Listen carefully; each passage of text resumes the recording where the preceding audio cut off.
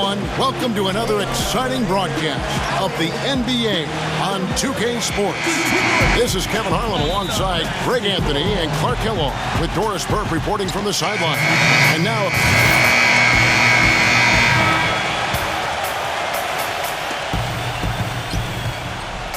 Doris Burke had a chance to catch up with head coach Quinn Snyder. Doris, what do you have to say?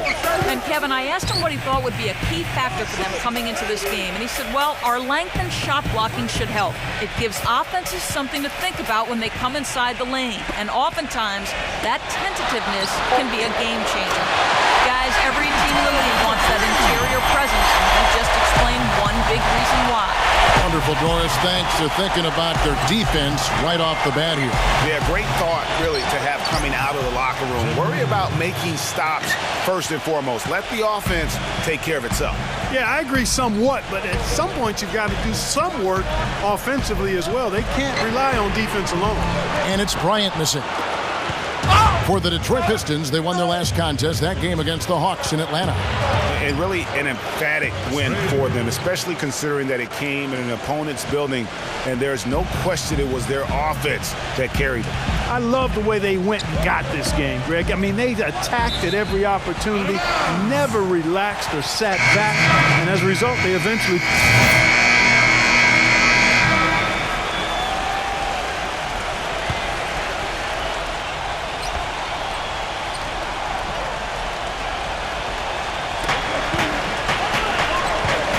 Exum with it. Second quarter of play with around 2 minutes gone so far. For three, Hood gets the bucket. And it's a three-point Jazz lead. Boy, I tell you, I thought the Jazz had a big year last season. Looked much tougher than before. A big part of that is how Coach Quinn Snyder helped the team grow. I mean, he looked like a perfect fit in his first year with the franchise. Bryant in at shooting guard. Aaron Baines out there with Ilyasova. Then there's Reggie Jackson. And it's Johnson in at the three spot. That's the group for Detroit right now. You were mentioning the Jazz, and they grew last year under Coach Quinn Snyder in his first year. You know, Greg, he did the same thing with teams when he was a coach in the D-League. That's a great point, Kevin. And beyond the growth that the Jazz showed, I think everyone in Utah was pleased with the style of play. I mean, Coach Snyder's got the team back to playing hard defense and really grinding out wins. Jackson kicks to Ilyasova. It's good. The assist this time from Jackson. Ilyasova's got 4 points in the quarter. Oh, how about the floater there? Nice drop. Here's Exum. Hayward goes in, takes the lead pass. That's going to be out of bounds. The Jazz will retain possession. Well, as we take a look at the rankings, let's see where Detroit ended up last season. 4th in rebounding, 8th in lowest turnovers per game. And they were in the top half of the league in block shots. So not a very intimidating team, but nonetheless a solid defensive team. Yeah, and going back to their rebounding, very few teams could outmuscle them inside. The size and toughness to scrap for every carom off the backcourt. And here's Bryant for three. It's hauled in by Lyle.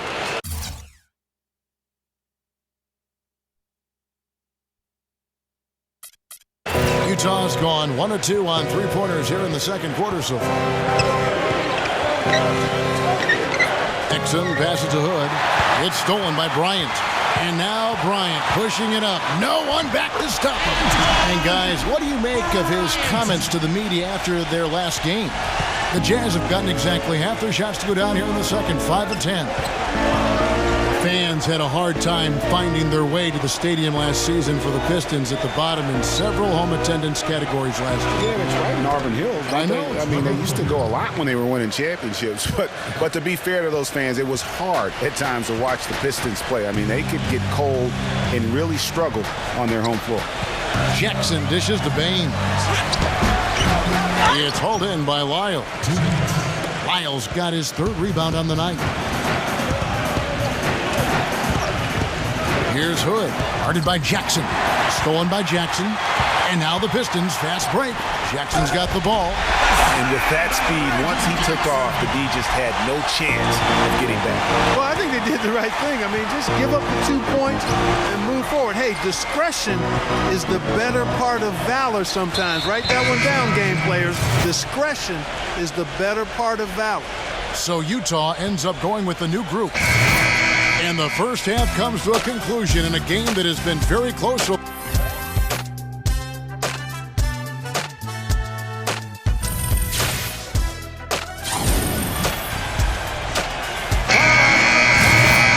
Welcome back, everybody. The start of the second. Not quite 2.5 minutes played here in the second half. So on the floor for Utah. Burks the off guard with Hayward at the 3. Trevor Booker is out there with Rudy Gobert. And it's Exum in at the 1 spot. And with their hot shooting here in the second half, their field goal percentage over 50% now for the game. Yeah, it's not a surprise then to see them out in front the way they've been efficient offensively in this half and actually throughout the entire game. This one for 3. No good. The Pistons go the other way with it. You know, they're not totally dominating the glass, but they're definitely doing enough to keep this lead right where it is. Yeah, but they've separated themselves, Clark, in a number of categories. Rebounds just being one of them. And a nice shot by Bryant. Clearly, they've been the hotter team here in the first half. Well, they've been grit and grind, working for those high percentage shots, and quite honestly, it's paid off for them. Foul call that time on the way up. That'll give him 2 chances at the free throw line here. And you know, Gordon Hayward was involved in one of the more fascinating NBA draft stories. It started after his father confirmed that Gordon would submit his name to the draft, but would not immediately hire an agent. Yeah, reportedly, Dad created a highly detailed 2-page questionnaire that he gave prospective agents, which is not something that's typical. Derek Favors checked in for Utah. Trey Burke comes in for Dante Exum. Here's Bryant. Derek Favors with the rebound. Favors got rebound number 8 here tonight in the game. And Jody Meeks gets the whistle that time. And that'll be his 3rd foul. And a little over 3.5 minutes in the books so far here in the 4th. He dishes it to Burks. Pass to Jarrett. They set the pick. Pass to Burks. Down to 5 on the shot clock. He gets it to fall. That makes it just a single-digit lead. Burks has got 4 this quarter. You know, back to Hayward, obviously his first NBA contract was subject to the rookie wage scale, but his second contract, 4-year max deal. So whatever the Haywards have done as far as agent vetting, it's paid off. Bryant, he's in at shooting guard. Ilyasova out there with Johnson.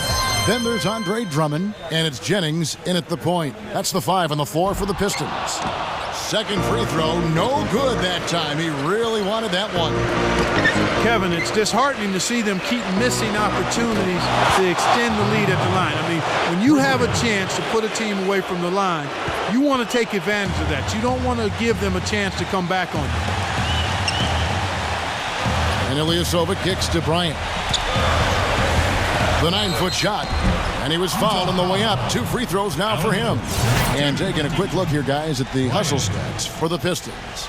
They really haven't backed away from running and gunning at any point, but their legs still look fresh. They've worked hard tonight at crashing the boards as well. They've had a bunch of second chance points. Let's catch up with Doris from the sideline. Thanks, guys. I got a chance to hear what Quinn Snyder was saying to his team. He told the squad, now is the time when we turn it on and leave them in the rear view mirror. It won't be easy, but guys, I know we can put them away. Let's see if they can deliver, Kevin. Hayward passes to Exum. Here's Favors, and it is flushed down with a nice jam. And doing some dirty work on the offensive glass. And then follows it up, Greg, with heavy-duty jam on his mind with a terrific putback. Got a pigeon on that one. Easy money right there, fellas. Going old school on you young fellas. Look that up. Pigeon. Jennings with the ball. And Burks picks him up defensively. And Ilyasova kicks to Jennings. And a miss there on the triple. If he can improve on what's been a shaky day for him thus far, they could stretch this lead out. What a beautiful shot to bring him to within 3. Whoa, that's a big shot right there. And that one really took the air out of this crowd. Just like that. I mean, you could hear a pin drop in here. Bryant drives in.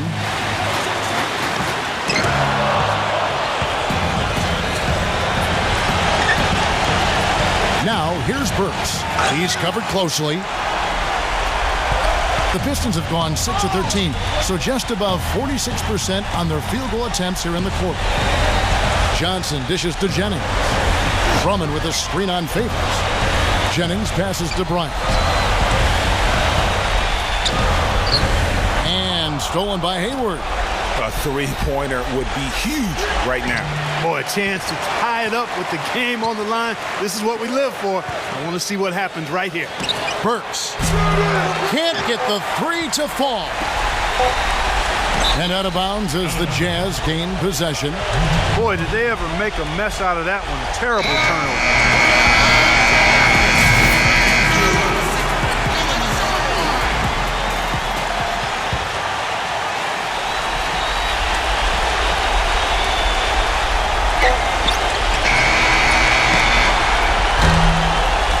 So it's the Pistons who come out on top here. What a shot.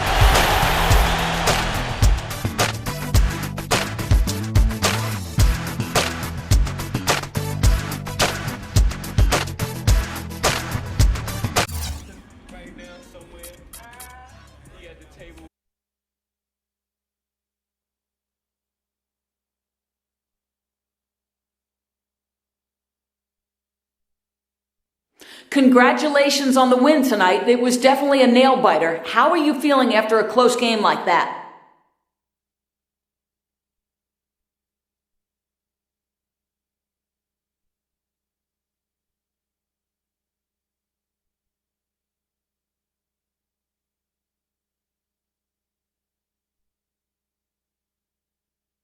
Yeah, that was definitely a close one. It feels good when you win a game like that because you know it could have gone the other way. I gotta hand it to the team on this one, man. We pulled it together and got the job done when it counted most. Our main goal is always to get that W, and we'll take it however we can get it, really, whether it's a blowout or a close game like tonight. Big ups to these guys for getting it done, man.